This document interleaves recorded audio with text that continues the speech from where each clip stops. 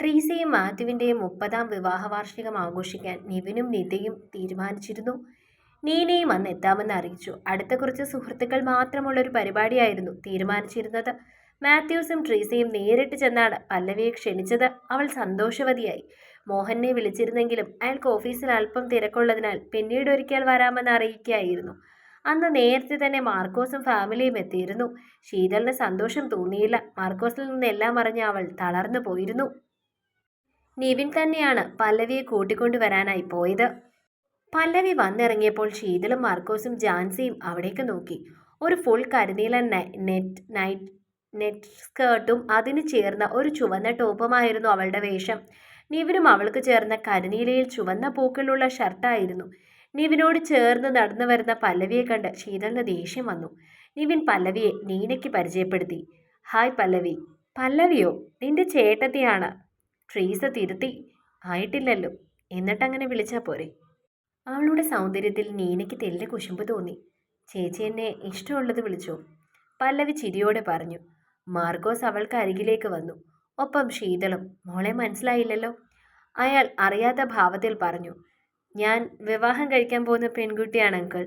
അവളെ ചേർത്ത് നിർത്തി നിവിൻ പറഞ്ഞു. ശീതളിന് തരിച്ചു വന്നു. ആഹാ.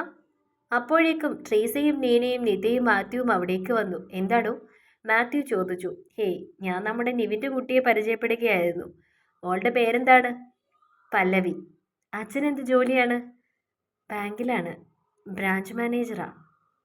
SBI ആണോ? അതെ. അപ്പം ഞാൻ അറിയല്ലോ. പേരെന്താ? മോഹൻ. മോഹൻ നായരാണോ? അതെ. അച്ഛൻ കോട്ടയത്തുണ്ടായിരുന്നു അല്ലേ? കുറച്ചു കാലം. ആളെ മനസ്സിലായി. അയാൾ മുഖത്ത് ഗൗരവം വരുത്തി പറഞ്ഞു. അമ്മ അമ്മ അമ്മ മരിച്ചുപോയി. കാമുകനോടൊപ്പം ഒളിച്ചോടിയ ശേഷം മരിച്ചുപോയോ? അതോ അമ്മയെപ്പറ്റി ആരെങ്കിലും ചോദിച്ചാൽ ഇങ്ങനെ പറയണമെന്ന് അച്ഛൻ പറഞ്ഞിട്ടുണ്ടോ? അയാളുടെ ആ ചോദ്യത്തിൽ പല്ലവി ഞെട്ടി. ട്രീസയുടെയും മാത്യുവിൻ്റെയും നീനയുടെയും നിതയുടെയും ഒക്കെ മുഖഭാവങ്ങൾ മാറി മറിഞ്ഞു. കൂടി നിന്ന മുഖങ്ങളിലെ ഭാവവ്യത്യാസങ്ങൾ കണ്ടപ്പോൾ തന്നെ പല്ലവിയുടെ കണ്ണുകളിൽ നീർക്കുമിളകൾ അടിഞ്ഞുകൂടി. പെട്ടെന്ന് തന്നെ അതൊരു ചാലായി ഒഴുകി. നിവിൻ ആ കാഴ്ച ഹൃദയഭേദകമായിരുന്നു. അവൻ അവളുടെ ചുമടിൽ പിടിച്ച് ചേർത്ത് വിളിച്ചു. മാധു. ആർദ്രമായിരുന്നു ആ ശബ്ദം. എങ്കിലും അവളുടെ മനസ്സിൽ തിരതള്ളി നിന്ന് ആ സമുദ്രത്തെ തണുപ്പിക്കാൻ ആ വാക്കുകൾക്കാകുമായിരുന്നില്ല. ഒരു കണ്ണുനീരോടെ അവൾ ഓടുകയായിരുന്നു, പുറത്തേക്ക് കരഞ്ഞുകൊണ്ട്. ഓടുമ്പോൾ അവൾക്ക് ചുറ്റുമുള്ളതൊന്നും അവൾ കാണുന്നുണ്ടായിരുന്നില്ല. നിവിൻ അവൾക്ക് പുറകെ ഓടിച്ചെന്നെങ്കിലും അപ്പോഴേക്കും അവൾ ഗേറ്റിനടുത്ത് എത്തി. ആ വഴി വന്ന ഒരു ഓട്ടോയെ കൈ കാണിച്ച് അവൾ പോയി കഴിഞ്ഞിരുന്നു. നിവിൻ അവൾക്ക് പുറകെ ഓടിച്ചെന്നെങ്കിലും കാര്യമുണ്ടായിരുന്നില്ല. അവൻ തിരികെ വീട്ടിനുള്ളിലേക്ക് കയറി. തന്നെ ശ്രദ്ധിക്കുന്ന മുഖങ്ങളൊന്നും ശ്രദ്ധിക്കാതെ ചാവിയെടുത്ത് പുറത്തേക്ക് പോകാനായി നിന്നു. അപ്പോഴേക്കും ട്രീസി അവൻ്റെ കൈകളിൽ കയറി പിടിച്ചു. എന്താണ് കേൾക്കുന്നത്? ഒക്കെ നീ കൂടി അറിഞ്ഞുകൊണ്ടാണോ? എനിക്കറിയായിരുന്നു അമ്മച്ചി. അവൾ എന്നോടെല്ലാം പറഞ്ഞിരുന്നു. അതൊരു കുറവായി എനിക്ക് തോന്നിയിരുന്നില്ല. ചേട്ടായിക്ക് നാണമില്ലേ അവളെ ഇങ്ങനെ ന്യായീകരിക്കാൻ? ഇങ്ങനെയൊരു സ്ത്രീയുടെ വയറ്റിൽ പിറന്ന അവൾക്ക് അതേ സ്വഭാവം തന്നെയായിരിക്കും. നീനയുടെ മറുപടി കേട്ട് നിവിന് അട്ടിമുട്ടി ദേഷ്യം വന്നിരുന്നു. നിനക്ക് നാണമില്ലേ ഇങ്ങനെയൊക്കെ ചിന്തിക്കാൻ? നീ ഒരു പെണ്ണല്ലേ? ഒരിക്കലും ഇങ്ങനെയൊന്നും ചിന്തിക്കാൻ പോലും പാടില്ല. അവളുടെ അമ്മയൊരു തെറ്റ് ചെയ്തു, അതിന് അവൾ എന്ത് പിടിച്ചു എന്നാണ് നിങ്ങളൊക്കെ പറയുന്നത്? എല്ലാം എന്നോട് നീ പറഞ്ഞ ദിവസം എന്തുകൊണ്ട് ഇത് മാത്രം നീ പറഞ്ഞില്ല? ട്രീസയുടെ ആ ചോദ്യത്തിന് പതിവിലും മൂർച്ചയേറിയിരുന്നു. പതുക്കെ അമ്മയോട് പറയാമെന്നാണ് ഞാൻ കരുതിയത്. ഞാൻ ചിന്തിക്കുന്നത് പോലെ തന്നെ ചിന്തിക്കാൻ അമ്മയ്ക്ക് കഴിയുമെന്നാണ് ഞാൻ വിശ്വസിക്കുന്നത്. കാരണം എന്നെയെല്ലാം പഠിപ്പിച്ചത് അമ്മ തന്നെയല്ലേ. എന്നോടൊപ്പം എൻ്റെ വീട്ടുകാരുണ്ടാകുമെന്ന് തന്നെയാണ് ഈ നിമിഷം വരെ ഞാൻ വിശ്വസിക്കുന്നത്.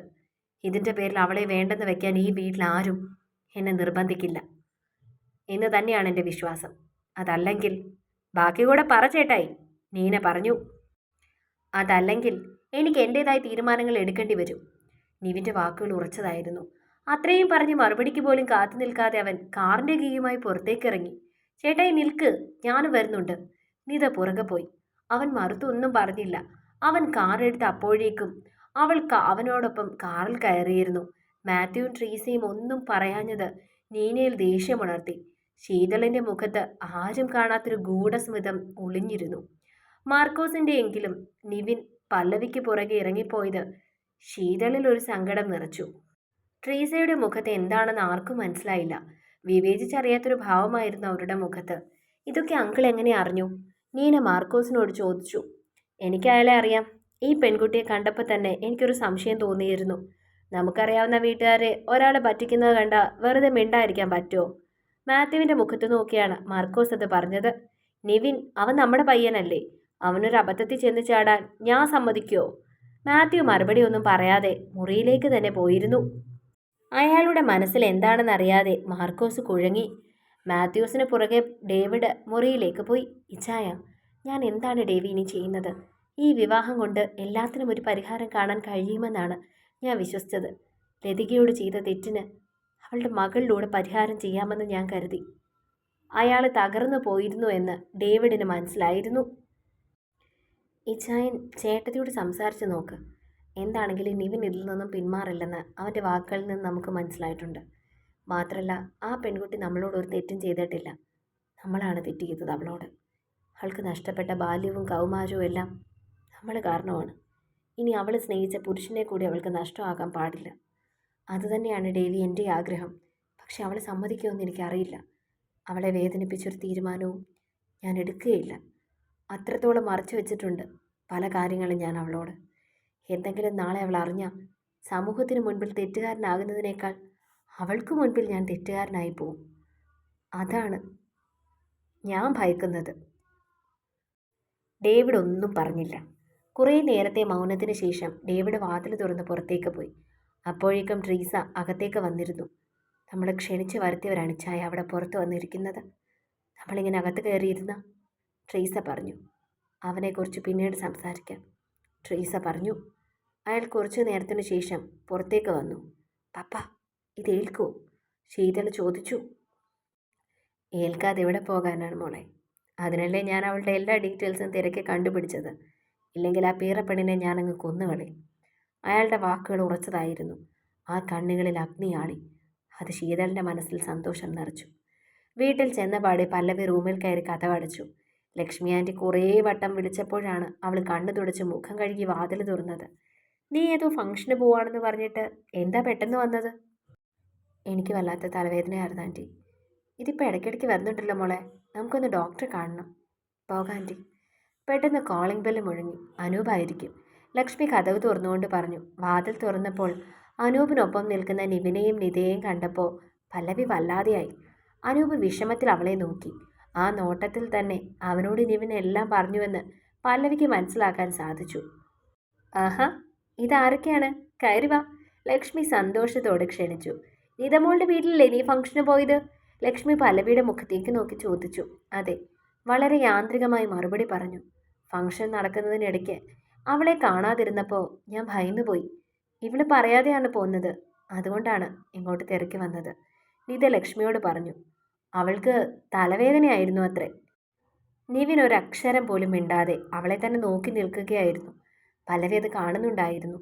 അമ്മ, ഇവർക്ക് കുടിക്കാൻ എന്തെങ്കിലും എടുക്ക്, അനൂപ പറഞ്ഞു. അയ്യോ, ഞാനത് സത്യത്തിൽ മറന്നുപോയി. ഇരിക്കും മക്കളെ. അത് പറഞ്ഞ് ലക്ഷ്മി അകത്തേക്ക് പോയി. മാധു, നിവിൻ നിന്നെ കാണാനായി വന്നതാ, നിന്നോട് സംസാരിക്കാൻ വേണ്ടി, അനൂപ് പല്ലവിയോട് പറഞ്ഞു. ഇവിടെ വെച്ച് ഒന്നും സംസാരിക്കേണ്ട നിവിൻ, പല്ലവി നിവിൻ്റെ മുഖത്ത് നോക്കാതെ പറഞ്ഞു. നിന്നോട് സംസാരിക്കാതെ ഇന്ന് ഇവിടുന്ന് ഞാൻ പോവില്ല. അവൻ്റെ വാക്കുകൾ ഉറച്ചതായിരുന്നു. അനൂപ്, എനിക്ക് ഇവളോടൊന്ന് ഒറ്റയ്ക്ക് സംസാരിക്കണം, നിവിൻ അനൂപിനോട് പറഞ്ഞു. അതാണ് നിവിൻ ബാൽക്കണി, അവിടേക്ക് ചെല്ല്. അമ്മ വരാതെ ഞാൻ നോക്കാം, അനൂപ് പറഞ്ഞു. നിവിൻ നിതയെ നോക്കി. ഞാനിവിടെ കാണും, ചേട്ടായി പോയി വാ, നിത പറഞ്ഞു. വാ, നിവിൻ പല്ലവിയോട് പറഞ്ഞു. അവൾ അനുസരണയോടെ അവനെ അനുഗമിച്ചു. ബാൽക്കണിയിലെത്തിയതും രണ്ടുപേരും ഒന്നും സംസാരിച്ചില്ല. നിനക്കെന്നെ വിശ്വാസമില്ലേ? നിശബ്ദതയെ ഭേദിച്ചുകൊണ്ട് നിവിൻ ചോദിച്ചു. അവൾ മിണ്ടാതെ നിന്നു. പറ. ഉണ്ട്. എൻ്റെ ജീവിതത്തിൽ നീ അല്ലാതെ മറ്റൊരു പെണ്ണുണ്ടാകില്ലെന്ന് നിനക്ക് ഉറപ്പാണോ? പിന്നെ എന്തിനാണ് നീ അവിടേക്ക് മോങ്ങി ഓടിയത്? ആരൊക്കെ എന്തൊക്കെ പറഞ്ഞാലും എനിക്ക് എൻ്റെ ജീവിതത്തിൽ ഒരൊറ്റ പെണ്ണേ ഉള്ളൂ. അങ്ങനെയല്ല നിവിൻ, എനിക്കെല്ലാവരും വേണം. പ്രത്യേകിച്ച് അമ്മച്ചിയുടെ സ്നേഹം വേണം. അതെനിക്ക് കിട്ടിയിട്ടില്ല. അത് കേട്ടതും നിവിന് സങ്കടം തോന്നി. തുടരും. അടുത്ത ഭാഗങ്ങൾക്ക് വേണ്ടി ചാനൽ സബ്സ്ക്രൈബ് ചെയ്യാൻ മറക്കല്ലേ.